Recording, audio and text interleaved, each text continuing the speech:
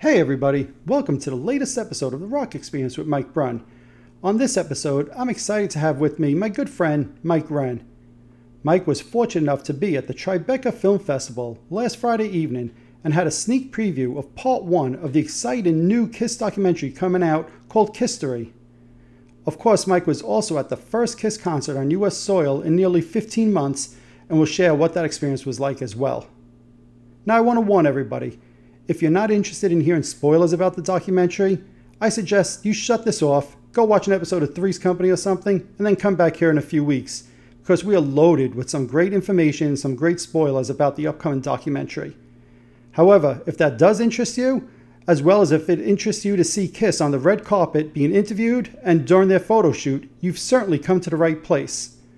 I think this episode is loaded with a lot of great information and a lot of great detail, so let's jump in and let's get started.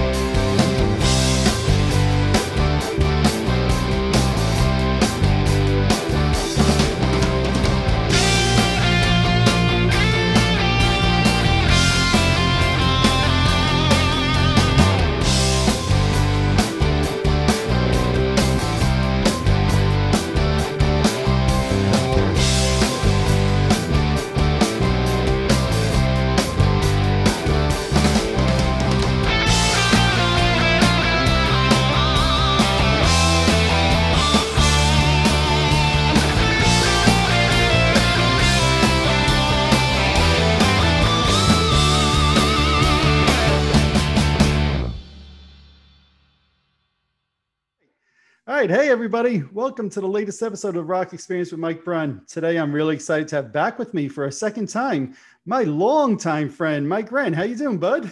How you doing, Mike? I'm doing great, thanks. Awesome. I was thinking about it today. I think you and I first started talking, actually writing back and forth through the mail when we would trade KISS tapes, 88, 89, 90.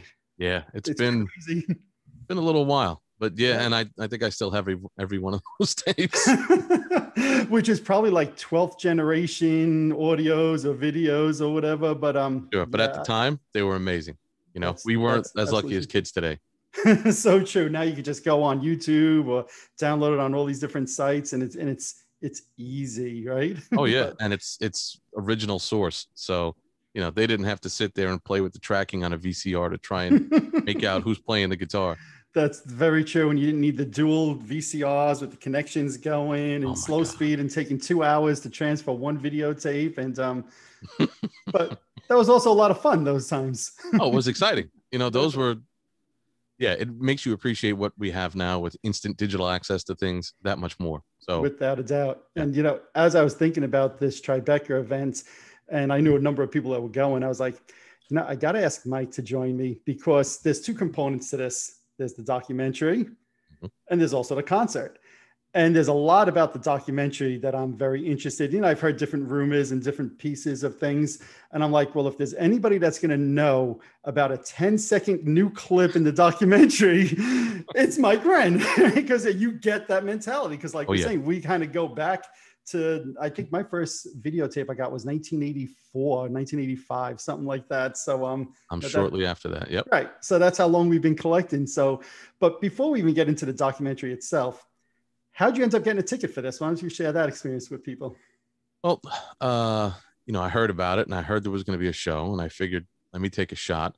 Took a look at the Tribeca site, and when they finally announced what time, I think it was May 10th or 11th or something like that, when they were to be made available, I just got in there and sat on the computer, and at 10:59 and 59 seconds started hitting refresh like I guess everybody else does. Right.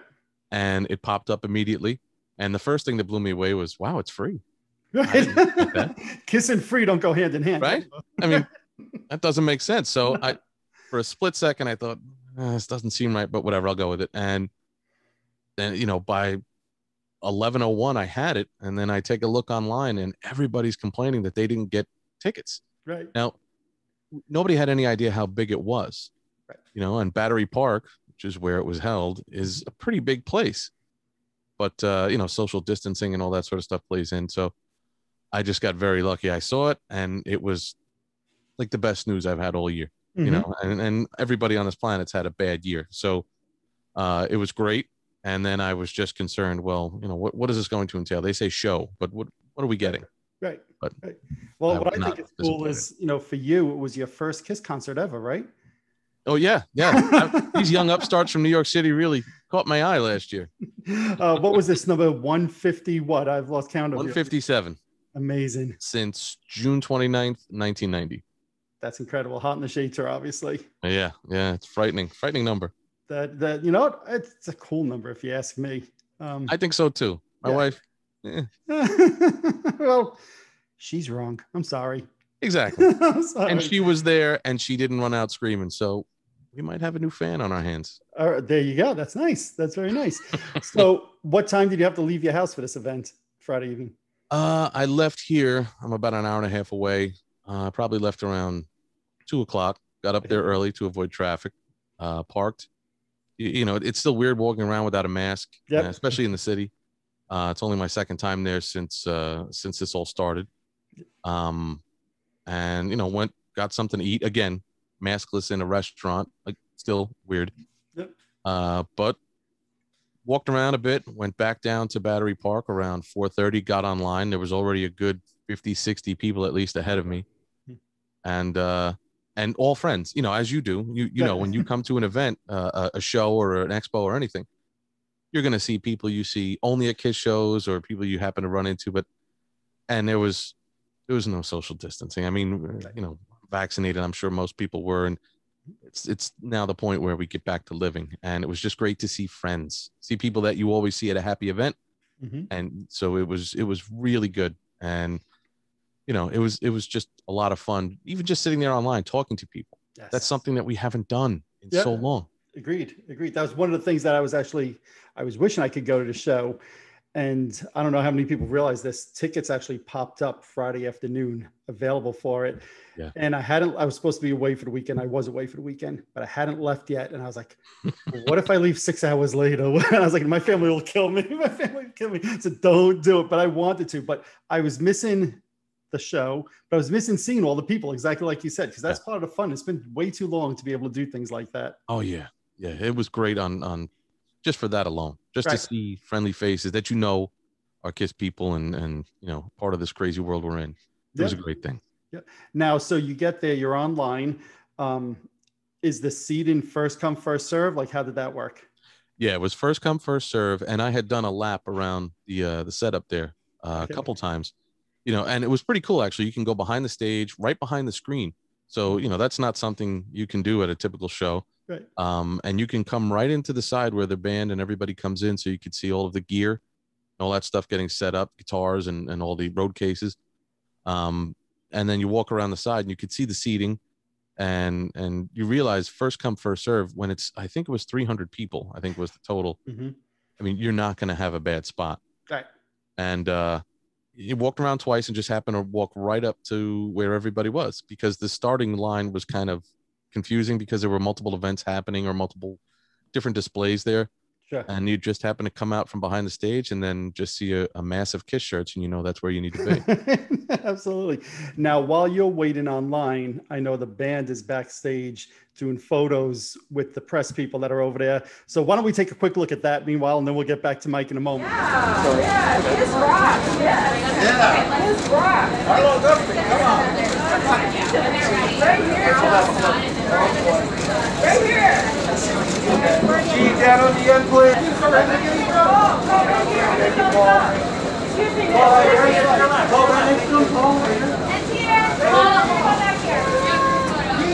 Guys, over here, please. Over here, right this way, please. You're going to do another step.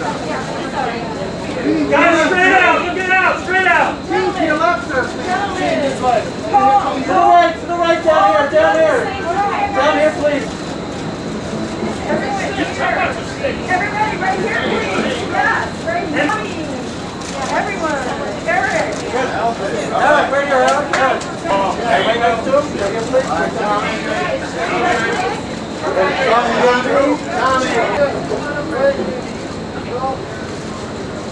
All the way over. One step down for the last two. Up the end.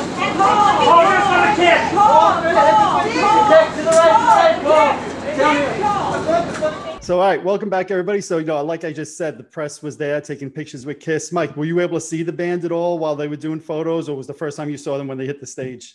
First time was when they hit the stage. Yeah. I think they locked down that area pretty good about an hour or two before the show. Right. So it seemed like nobody could get back there anymore. So sure, that makes sense. Now, I assume they showed the documentary first, right? Yes. All righty. So before you get into it, again, let's listen to what Gene Simmons and Paul Stanley has to say about the documentary.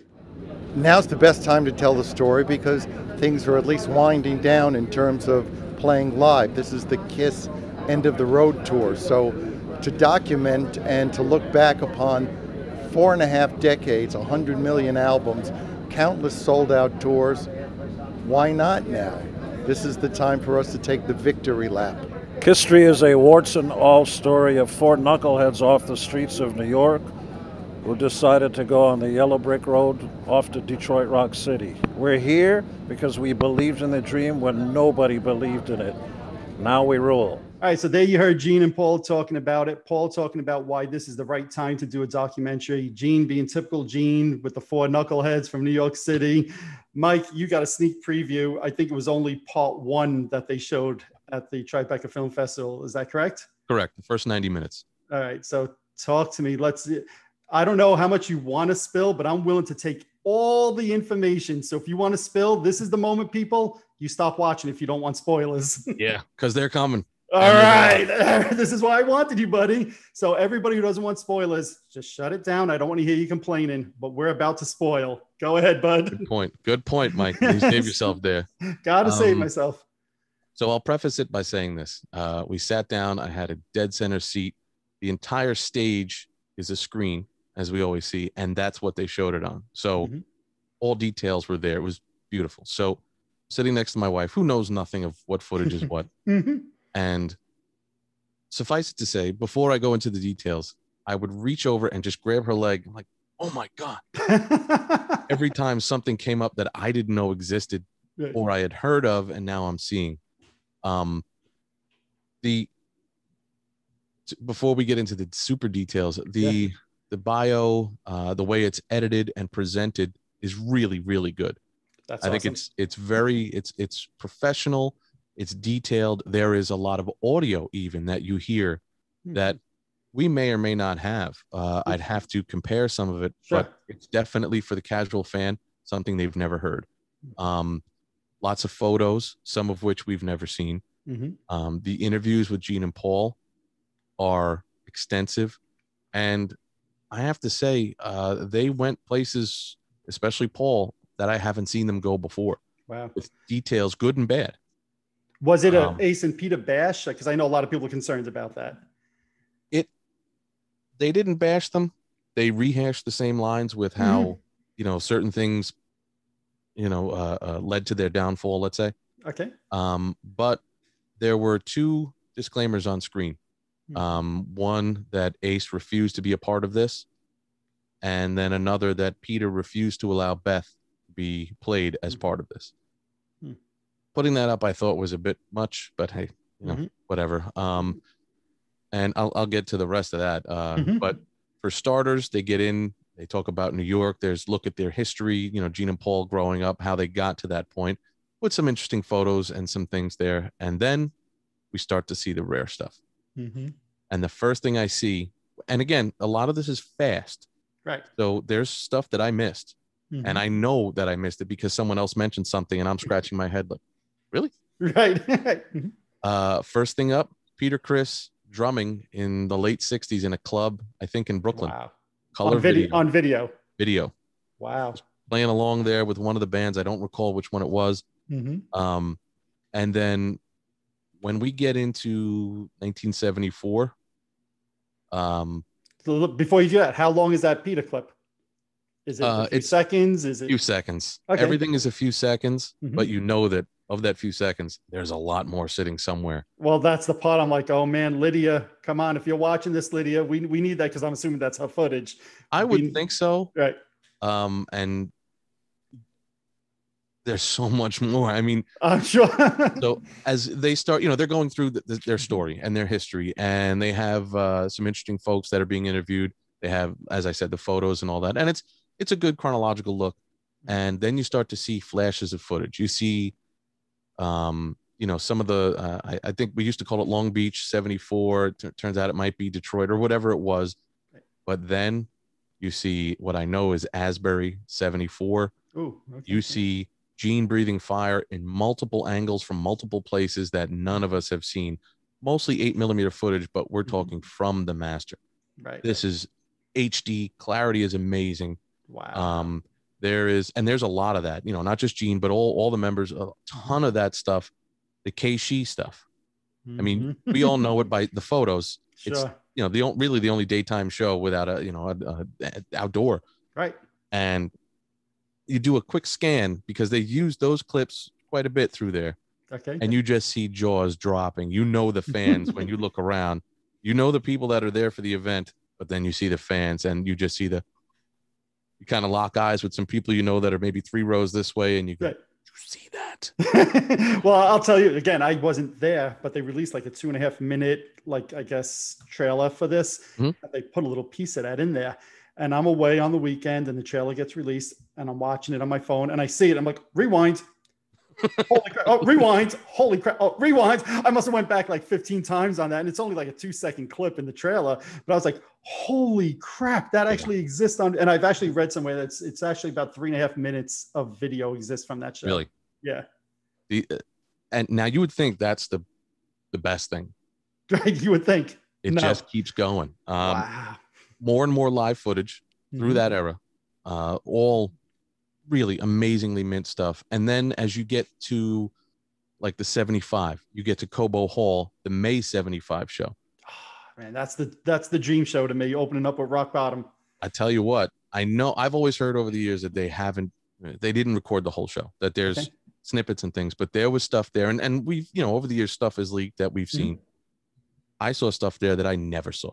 Wow. Never. So backstage in the crowd before with the sign from the album. Video of that? Video of that. Wow. And then tons of live stuff. Wait. So you mean that was actually taken at a Kiss concert, that photo, Mike? Shocking, huh? All these rumors on the internet. It's amazing. I thought that was true. Sorry. I tell you what, I'm watching and, you're trying to really process all of this. And you're so used to being at home or you just hit stop and rewind. And you're taking it all in as it happens. And I saw that and I'm like, wait a minute, whoa, that's new. I haven't seen that. And you're trying to rewind the big screen at that point. Like you're in your head, you're reaching for the remote. And then, but all that's happening. And then they jump to the next clip and the next clip. And then there's Eddie Kramer in the studio, right? As they're talking about Alive. And I'm thinking, well, I don't see anything that says this is Kiss. It's definitely 70s based on how Eddie looked. And the layout there, but I thought it might have been just stock footage of him doing something else, and then they scan to the desk to the actual mixing desk, and you see the tape laid out with Gene, Paul, Ace, Peter, for the tracks they're mixing. So, and this again is not some crappy looking 8mm tape that's been generated. This is full quality HD right off whatever the master source was. And they show quite a bit of that. And it's assumed that that's the mixing of Alive. Wow. Right. And then they jump to the Kobo shows from 76 that we've all seen. However, they are as pristine as if they were filmed today. I mean, spotless. And the audio, again, amazing. So not like the Kissology versions that they had. No, which blew me away. Right. And that was theme for all of the shows. So for everything we've seen either as collectors or on Kissology, from Largo 77, 79, the Houstons from 76 and 77, Anaheim, all of those are represented in there, and they look like they were just filmed yesterday. Wow. And I kept I'm trying to catch some of this, and some of it I couldn't tell if this was maybe Houston or another show that we don't know about. Right. And all interspersed with that is, interview clips with Gene and Paul, photos, news clips, Some stuff we've seen, some we haven't, from the 70s, 77, 78. And all of it is just mint quality. So you're watching it like, wow, they really dug deep. And I mean really deep for all the stuff. So credit to the producers and the people that were involved with this, because from start to finish, that footage, and there's still a lot more. I mean, there's a lot more, but the quality is amazing. And so you're watching, you see all this live stuff, and then they talk about Beth, how Beth is, you know, it saved the band and it turned them around. And they have interviews with Ezrin and Kramer and all these people involved, and it's very good. Right. And then you just see it cut to a black and white scene of Peter in his street clothes without makeup, 76, sitting in a studio, holding a microphone, getting ready to sing Beth. Wow. Wow. And you're like, I'm getting like goosebumps listening to you. It was, and they use a few different clips of that. And that's when you, right around then is when you see the thing that they can't, you know, use Beth in there. But right. You're like, my God, what else did they film in the studio? Sure. Like, who had the foresight to do this? Right. Right. Without a doubt. And where's this been for 40 years? Right. You know, with all the video releases they put out, why haven't they used any of this before? I think the people behind this at A&E either lit a fire under KISS, or they just said, you know what, we're going all out. Right. And it seems like they're fans because they know what to go for. They didn't just rely on the band for stuff. It seems to me anyway. Right. Right. And then we get to 77, Japan, Tokyo. Again, pristine. Absolutely amazing. And then Lydia's footage from on the train. I was going to ask you about that. Oh, man. And it's, you know, they use it, not a lot. You know, if you put it all together, it's a few seconds, but it's dropped in enough where you get to see a whole lot of different things. And it's great. I mean, it's just a sneak peek at what things were like there. Right. Then. And then we get to the solo album stuff.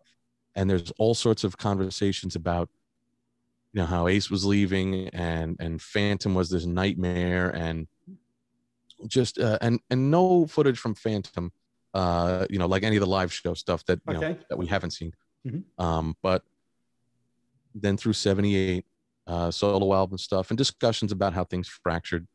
And again, they're dropping in photos and snippets of interviews and news channel reports about the solo albums, some of which we've seen, some we haven't. And there's enough of that stuff we haven't seen where you don't want to look away. Right. So you don't become complacent because, oh, I've seen all that. And it's so well done that the edits are great. Things are dropped in the right spots. The music in the background is fantastic. You know, just it fits well. And the interviews, as I said, with Gene and Paul are very, very good, where Paul is very open and he's always very guarded. And then we reached 79. Again, same thing. The Largo 79, which has always been okay at best, quality-wise. Right. I'm talking a screen the size of, you know, a 2-story house. Right. And it is crystal clear. Wow. And, you know, you still see some of the lines that's in there, you know, but the quality is unbelievable. Wow. And they keep cutting to scenes from that. And in there's other stuff dropped in that I don't know where it's from. There's a lot. And again, I mentioned some footage, but there are clips from shows, probably 7 or 8 different shows, at least throughout that first 90 minutes, that I just don't know what it is. You know, we'd have to sit down and pause it and do some real investigating as we do. Right. But and I noticed that on the trailer that the Dynasty footage looked like, I was like, that's not Largo. That's not Largo. So I picked up on that. I can't say where it's from. I'm not positive. I did read one of the shows might have been Georgia. I don't know if there's a full. I did hear that too. Yeah. So, but I picked up on that on the trail. I'm like, there's some other Dynasty shows, at least in part, out there that we haven't seen, obviously. Yeah. Yeah. And I have to dissect it more when I get to see it at home. But the quality of all of it is amazing. And you know how it is. You catch a second and a half clip, and your brain is like scanning quickly. What is that from? What? And then it comes up with nothing. You know, right, exactly. And you're still trying to watch everything, and you know, chronologically as they do, it continues up, and the first half ends at the end of the Dynasty tour, and that's where things get a little angry against Ace and Peter. Okay. There is still some serious resentment there based on the things, I won't get that deep. Paul said a few things that I found, it's not something you want to hold on to for a long time, but I get it. You have the world in your hands, and some people's actions can take that away from you. So, but they play a lot of clips from the Tomorrow Show. Okay. And, for those of us that watch it, we love it because of what it is, but also at the same time, they go into detail and basically explain to you what they're feeling and why they're moving in a certain way when Ace and Peter are doing their thing. Right. So it's very, very interesting. I remember seeing Paul in Indy at the expo he did there. It must have been 2016. And somebody asked them about that Tomorrow Show, saying it was the best Kiss interview ever. And Paul was like, not if you were there. And I was like, what? What do you mean not if you were there? I think that's hilarious. But it was obvious he had a much different point of view than us fans do of that show. So and it sounds like he goes into some detail about it in this documentary. He does. I was surprised because I know that's something they've shied away from. Right. You would think I'm sitting out there, I'm waiting for Kiss to come on stage, sitting in an uncomfortable chair, just like, let's get on with the show. And that 90 minutes blew by. Right. And I mean, people were looking at each other like, wow, that is so well done. And we've had a lot of different shows like this, beyond the makeup or whatever it was. Right. This is hands down the best. I mean, there is some amazing footage. The way they put it together is really incredible. So I can't wait to watch it again and then see part 2, because I'm told from some people that may or may not have had some connection to it that we will see similar unreleased footage and amazing things in that second piece. Right. So, right. Well, the trailer did have, you're saying it ended the part 1 at 79. The trailer did have a video, and it looked like it was, it was the Creatures era, but it looked like something we hadn't seen before. And I was like, well, that's an interesting, right? So, I mean, that's just a small taste. And I'm hoping myself that there's stuff from the Asylum tour that we've never seen, Animalized. I'm hoping they cover, I'm hoping they don't just brush over that stuff in 2 minutes. I'm hoping really hope not. Yeah. I mean, that's an important part of the whole story. Yeah. And I agree. We wouldn't be here if it wasn't for that, Agreed. getting through that. So, yeah, I would love, I mean, you and I, obviously they could put out anything. They could do a 9-hour special and we'd watch every minute of it and love it and watch it again and again. Yeah. So, I'm told there are a lot more exciting things to see. So I can't wait. And I know, if anybody's watching it, oh, they bash Peter, they bash Ace, if you're on the fence, don't. I mean, whatever the personal issues may be, I'm sure at the end of the day, the last show, we'll see everyone together at some point. But that's what I was going to ask you. Do you think that this could damage that potential? Yeah. Wow. It can damage it, but you can fix any wound with a lot of cash. That's true.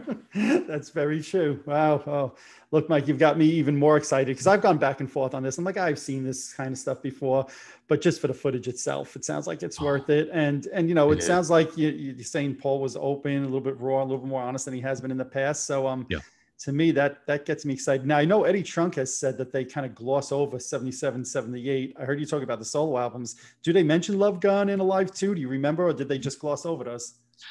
They kind of jump from Destroyer to just how, instead of going over each album, they go into more how Kiss went from, the roller coaster analogy that Paul always uses. And they just show how they went from this unit, and then 76, they were cracks. And then by 77, they were the biggest thing on earth, but they were spiraling out of control. Right.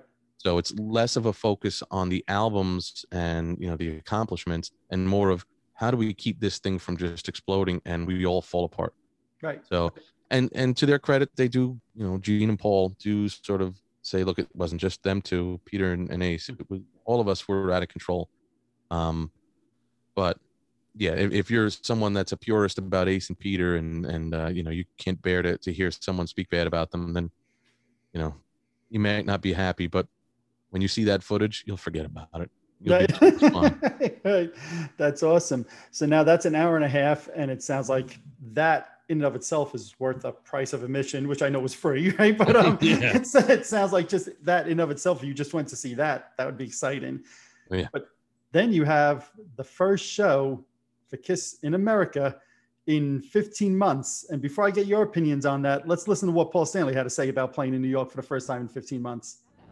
Well, it's amazing because, first of all, New York City has always been changing over the years. Tribeca, for those that don't know, is triangle below canal.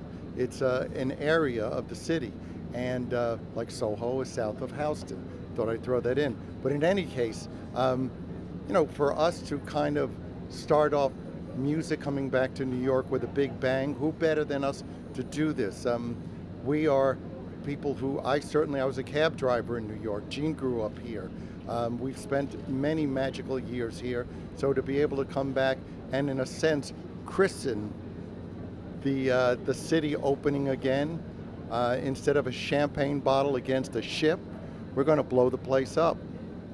All right, so there you just heard Paul Stanley saying about how, you know, KISS, New York band for 40 plus years. It's great for them to kind of be reopening New York back up for concerts and whatnot. Mike, you just said you've only been in New York twice in the last 15 months or so. What was it like for you being back at a concert after all of this time?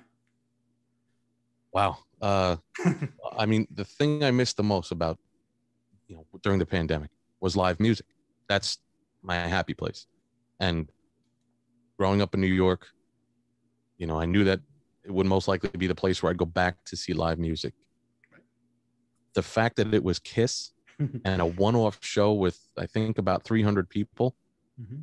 I mean, the stars aligned for that one. Sure. I mean, it was, I'm there like they can do anything. They can do, you know, the Elder backwards, you know, with a bossa nova beat. And I'll be like, this is the greatest thing I've ever seen. Right. But, you know, so the funny thing was all the rules went out the window. They were outside and they want everyone to wear masks. Oh, really? As soon as we got in, masks went gone. Which I don't understand that. I'm going to interject my own personal comment here for a moment. The Foo Fighters this Sunday is playing Madison Square Garden indoors. And I don't know if maybe they're making masks. I don't know, but full capacity, so. 100% capacity. I know you have to be vaccinated to get to the show, but I would have thought an outdoor show right now, they'd say no mask. So that's interesting. And we won't get into the politics and all that nonsense. No, it was just odd because we're all online without them. Right. And then they said, come on in. They had crazy amounts of metal detectors and stuff. And they're like, you got to put your mask on. And as soon as we went through the metal detector, it's gone. Everybody Right. just took them off. And, you know, I'll wear it as a courtesy if need be. But of course, same here. Once we got in there, I'm like, oh, okay. And their second rule was when the show starts, the concert itself, you can stand at your seats, you can dance, do whatever you want, but you can't, nobody can go towards the gate. And they had 3 small sections of maybe 100 people each, you know, seated, socially distanced. Mm-hmm. And as soon as the lights went down, everybody right up to the front. That's great. And I went up a good 50 feet. I'm 50 feet from the stage, which is important to remember. And lights go down. There's 2 logos on either side, like the old, I think they might have been Psycho Circus era logos.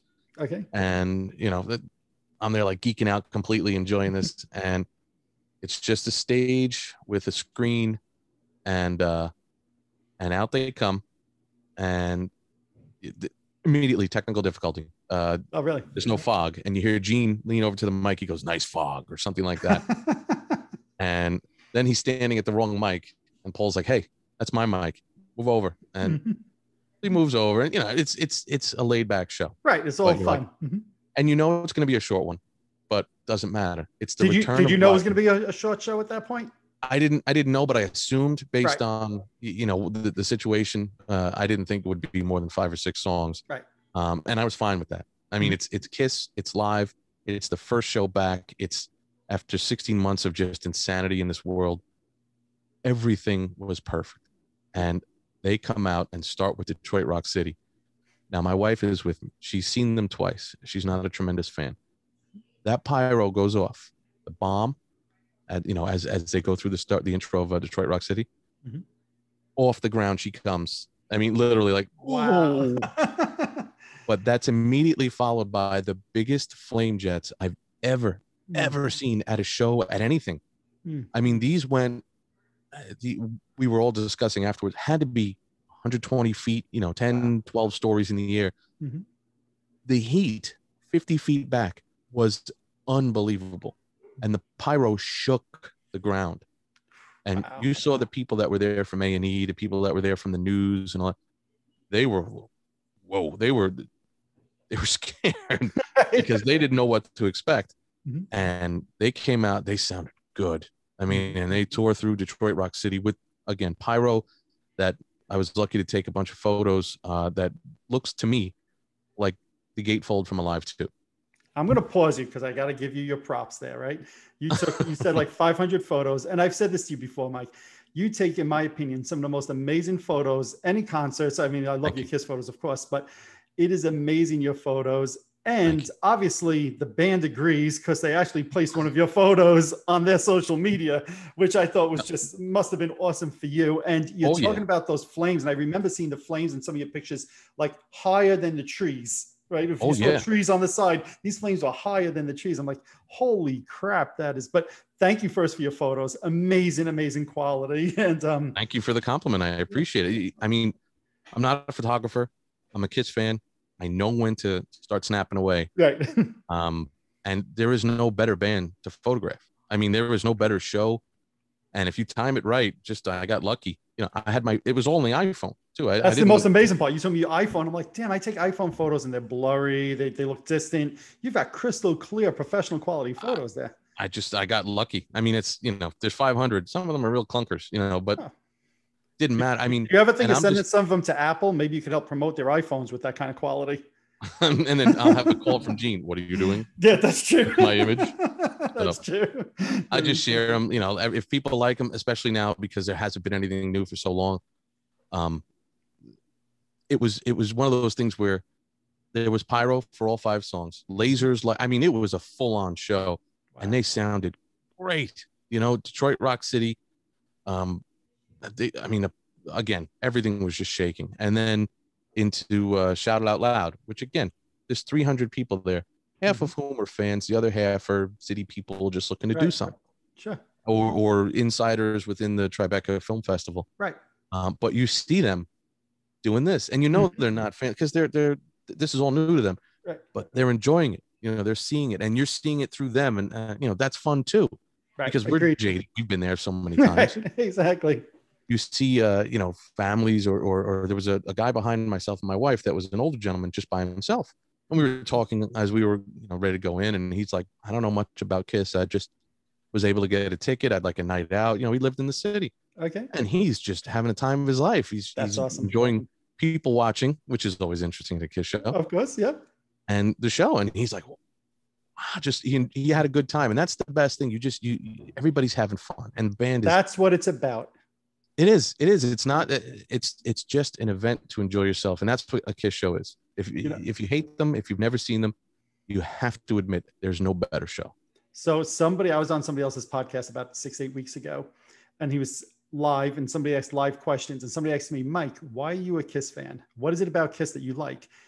And I said, honestly, because they're fun. If you can't go to a Kiss concert and have fun, you're doing something wrong. you know, exactly. I'm not saying they have the best songs. I happen to love their songs, but that's all debatable. Everybody has a different opinion about what a best song is, right? But if you can't go to a Kiss concert and have fun, you need to kind of check yourself and say what's wrong, because there's so much, and especially 5 songs with all that pyro and everything.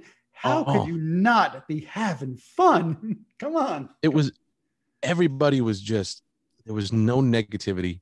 Everyone was just so happy to be there. And I mean, whether it's someone you know or someone you don't know, I mean, you know how it is when you're at a show, especially when it's the general admission sort of thing, as it ended up being, because everyone just left those seats and walked right up. Right. You're shoulder to shoulder with people. They're singing. You're looking at each other like, this is great. You know, no animosity, no issues, nothing. And you know, they go through Shout Out Loud, and then I think it was after Shout Out Loud, he announces, Paul says, "Listen, you're not getting a full show tonight, but we're going to do a couple songs," and everybody knew that. And they go right into War Machine, which on the End of the Road tour had amazing flames. Right. On this one, I mean, it was just a literal wall of fire. And then into Heaven's on Fire, which again, the fire worked in, and they sounded amazing, sounded great. And then close with Rock and Roll All Night, and the flames, the pyro, the lifts on the side. I mean, it's one of those moments where, as you said, it's fun. And then you look around and you see the people that are new to this, and you watch their reactions. Right. And that is part of the fun for me. And you just see the jaws drop, and the people like, wow, And it takes me back to someone, a dear friend who I took to the Nassau Coliseum show on the end of the road.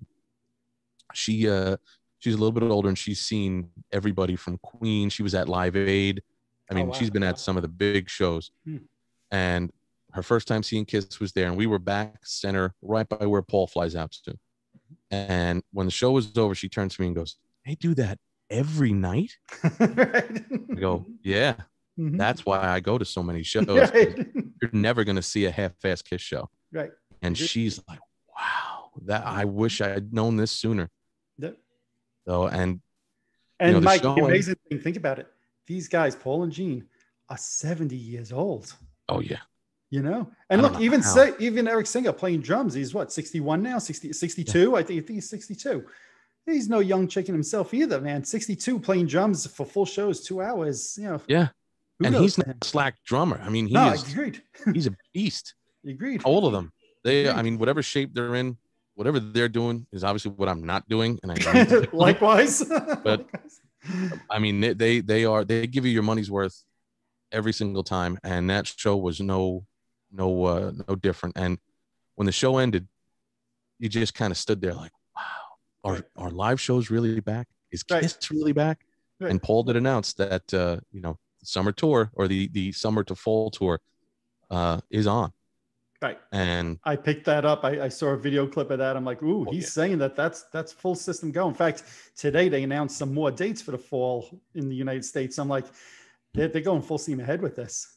Oh, thank God. Yes. And I looked at my wife. She goes, "How far are you going now?" And I'm like, "Well, there's a lot of states around New Jersey that we can hit." And she's like, "No, not we, you." So there you go. I did that too. I said, the first show back is in Massachusetts. That's a 4-hour drive. How could I not be there for the first show back? That's the same thought I have. Yep. And then the next night is in Maine. So why not just stay in Massachusetts and go to Maine? So, and that's my birthday week. So what better celebration? There you go. So Kiss, if you're watching, free tickets for Mike. Come on. There you go. And if my wife ever watches this, and she probably won't, but if she does, if I file divorce papers, it's because I missed this show so we can go away. So don't be offended about that, Jody. Listen, there's no judge in the world that would have an issue with that. That's right. Exactly. As you're talking about the show, to me, in my mind, I equate it to 3 shows. I mix them together. The Brooklyn Bridge, right, which was five songs, smaller stage. I think of the Whiskey Show, 300 people, 400 people only, and I was blessed to be at both of those 2. And then I think of Dubai with all the flames and all of that, and it's again a smaller amount of people watching that. It almost seems like the best of all those shows lumped together, because you put it in New York City after a pandemic, 15 months of no shows. Sounds just absolutely freaking incredible. I think so. And I was lucky enough to be at the Brooklyn Bridge as well. And it was exciting. It was amazing, but it was in the middle of a tour. Yep. So, I mean, it just had a different vibe. And the whiskey, I mean, yeah, that was something. I mean, that was cool. And you're right. It's coming back to New York post-pandemic and really opening up the city to events like this. Yep. To me, it's like, wow, it's just, I'm so lucky to be able to be there, and to experience that and enjoy it. And I know people are like, but it's a concert. I'm like, no, it's not. This is something I love doing, and it's the first show I get to see after a 1.5 year lockdown and a year of misery. Yep. This is pretty special, and I think everyone there felt that. All of us as fans, and as we were leaving, they were funneling all of us out the same gate. You're running into more people, and talking like, "What'd you think?" Everybody's on a high. Sure. It's huge. And plus, for those of us that are in our 40s and 50s, it's only 9:30. We're like, oh, I could get some sleep tonight too. Right, exactly. Walk out and you're running into other people. Oh, I didn't know you were there, and how you been? And I haven't seen you in so long. And I run into Keith, and we're talking about the Flames, and he's like, I tell you, the Flames were pretty intense, but Dubai, he was telling us just how Dubai was so much bigger. Wow. And I get that. It's a bigger stage. There was no one really in front of it. But if I'll do without bigger, because that hurt. I mean, it literally hurt. I can only imagine the people up at the edge of the stage or the band. I mean, it was, I don't know how their skin isn't bubbling off. But that's what I think of as you tell me these things. I'm like, but maybe they're used to it. I don't know how you get used to that, but maybe they're used to it. I don't know. I don't know. Maybe I just don't know. I mean, it was the flames were that hot, but it was amazing. Just a great night with no issues, no traffic, which is always good, and That's always good. seeing tons of friends and fellow Kiss fans. It really was the best way to kick off the return of Kiss, of live music, of the city, and to go out and live again, which we just haven't been able to do. Agreed. No, it sounds awesome. Now I have to bring up one thing which I thought was actually, I'll call it funny, but I know it annoyed a number of fans online, and I don't know if you know where I'm going yet.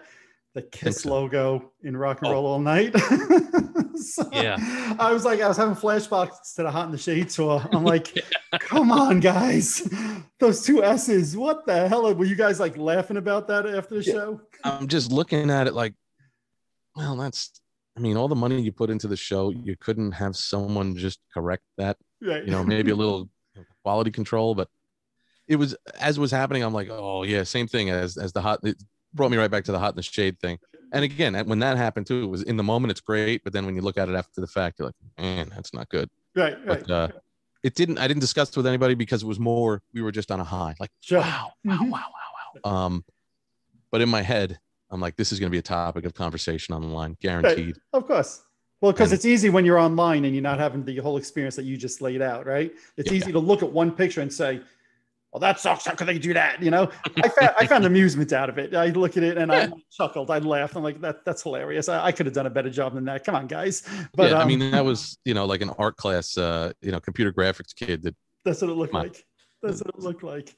But I mean, you had to look through the flames to see the logo anyway. So you're too busy shielding your face. It was just such a wonderful time. I'm sorry you weren't there. I know you had prior commitments, but I am too. Damn, my wife making these plans before they announce this.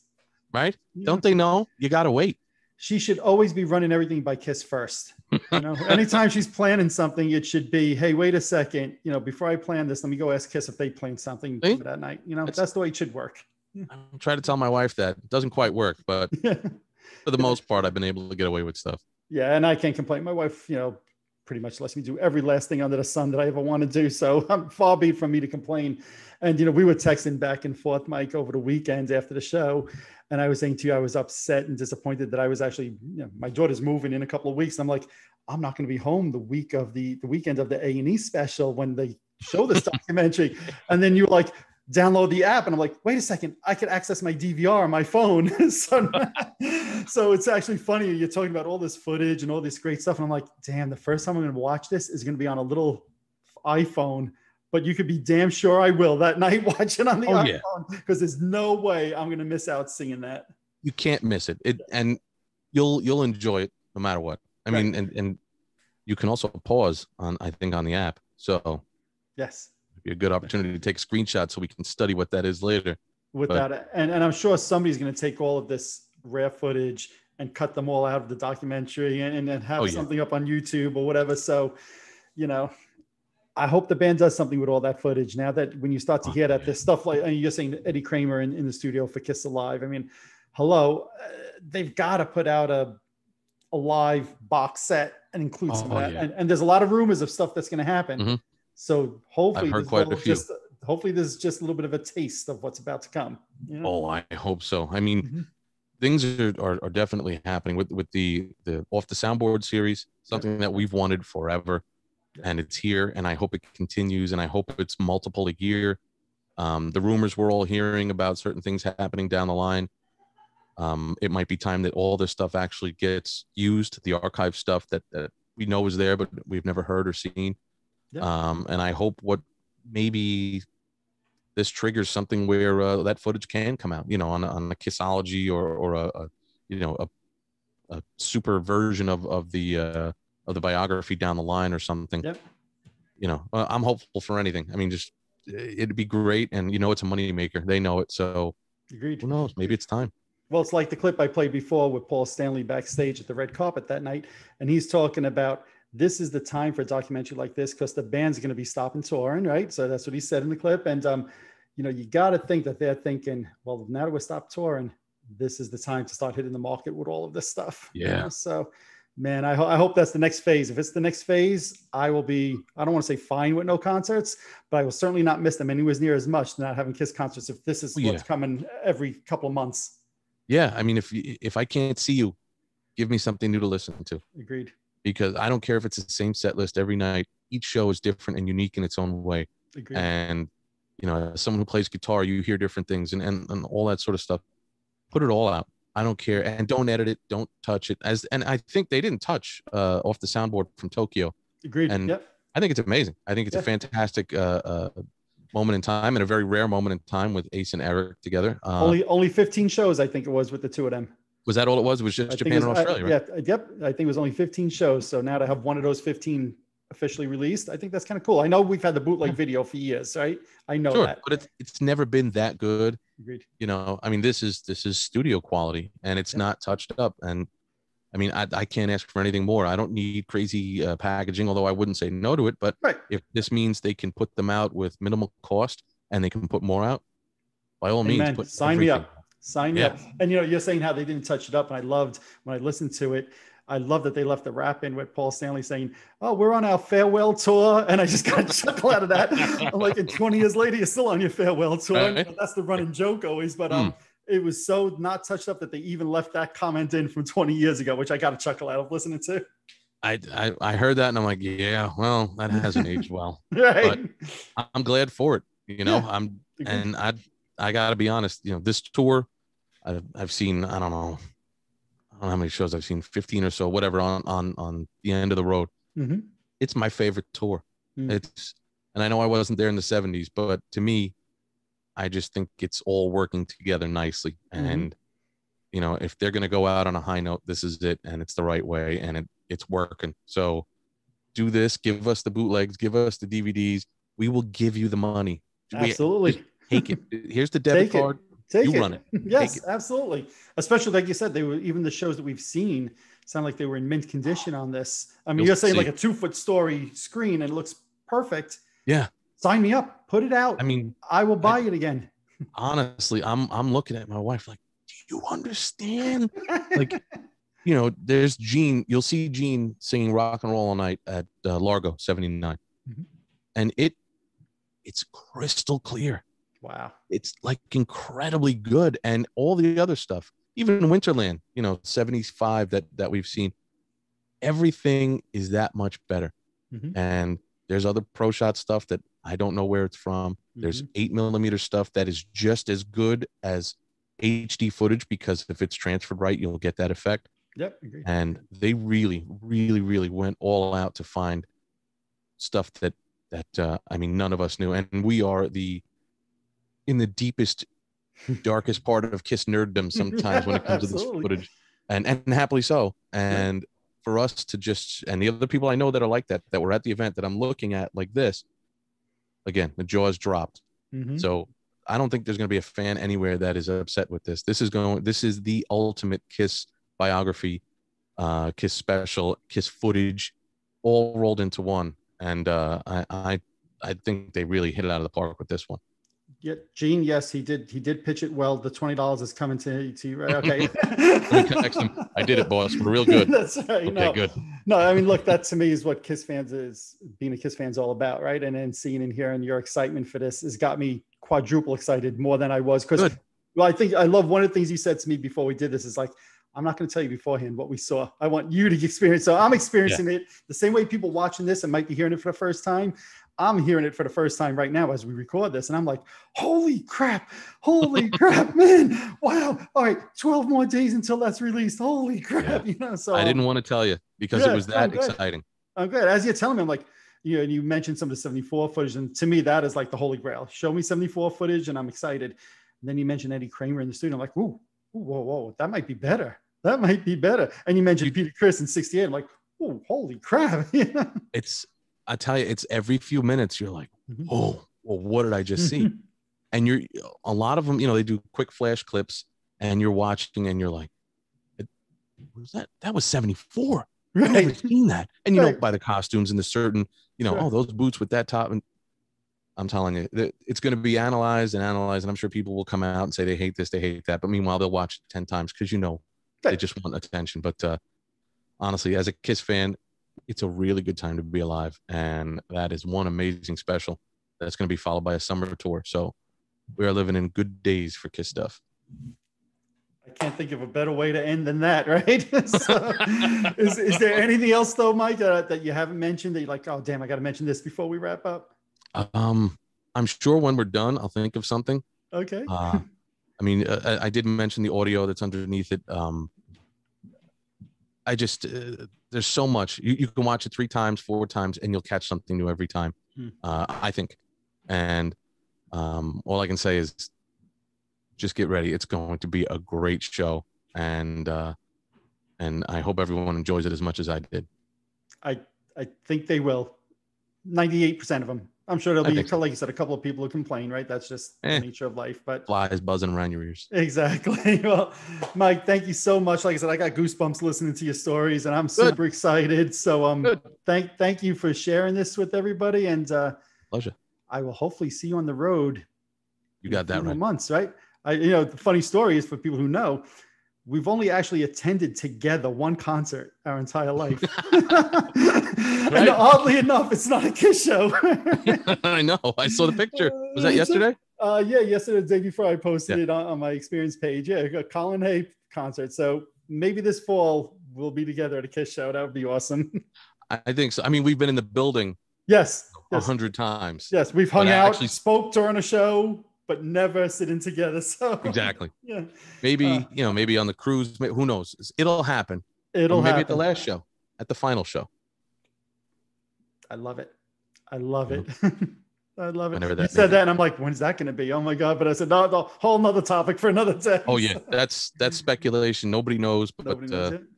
Yeah, we'll make that work. And if it doesn't work, we'll go follow minute workaround. There you go. All right, Mike. Thanks a lot. I appreciate it. Thank you, Mike. You take care. Yep, you too. Bye-bye. All right, bye-bye. All righty. There you have it.